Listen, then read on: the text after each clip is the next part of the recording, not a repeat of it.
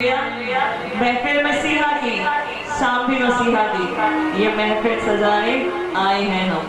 और यकीनन वो हमारा जिंदा खुदा है जो अपने मसा की फरमानी से काबों की मानिंद हमें जवानी अता करता है और जो शिफा को जारी करता है। हालेलुया।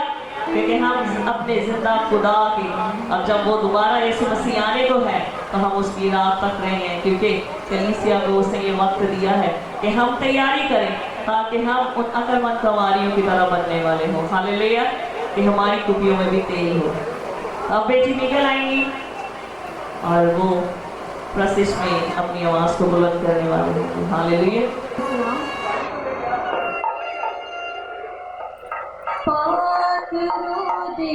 नदियाँ जारी कर,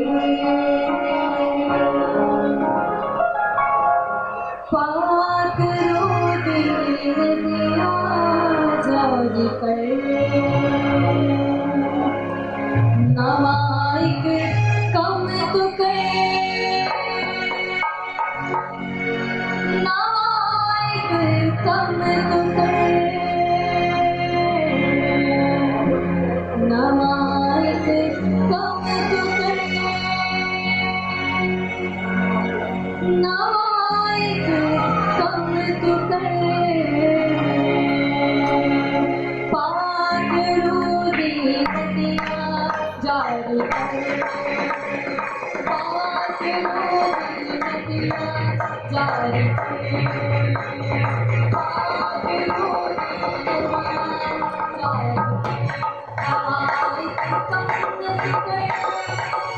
नदियाँ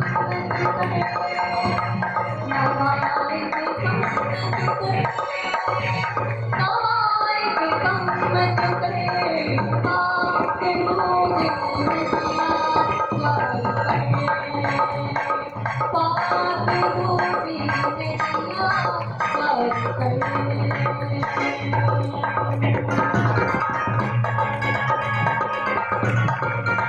कर,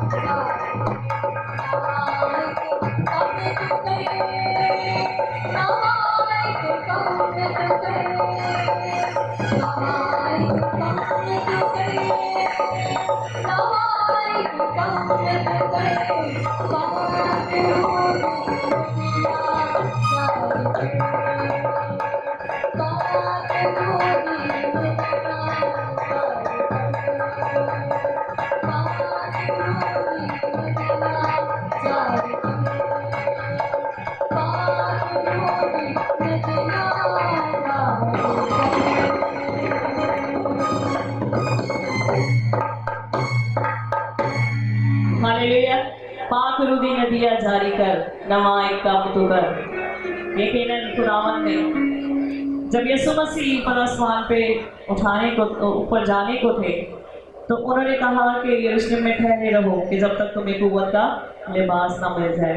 और आज भी हर ईमानदार को यही आस और यही उम्मीद होती है कि खुदा अपने रूह से हमें भरे, और जब हम अपने मुंह से और अपने खुदावंद के साथ रिफ़ाकत को मजबूत करते हैं, तो फिर वो अपना चेहरा हमें दिखाता है और अपने रूह से हमें भरता है। हालेलुया। फिर हम प्यासे नहीं रहते, फिर वो अपने रूहुल कुद्स के पानी से हमें भर देता है, और जिससे फिर नदियां जारी हो जाती हैं जो दूसरों को सैराब करती हैं। हालेलुया। अब ये प्रोसेस पे आगे बढ़ने से पहले अपनी आंखों को बंद करेंगे और खुदावंद की शुक्रगुजारी करेंगे कि खुदावंद ने अपने खादिम की मदद और रहनुमाई की और उनको खैर खैरियत से हमारे दरमियान लेके आया है। तो हम खुदावंद की शुक्रगुजारी करेंगे जितने यहाँ पे मौजूद हैं, और जितनी प्रोसेस हो चुकी है उसके लिए हम खुदावंद की शुक्रगुजारी करने वाले होंगे।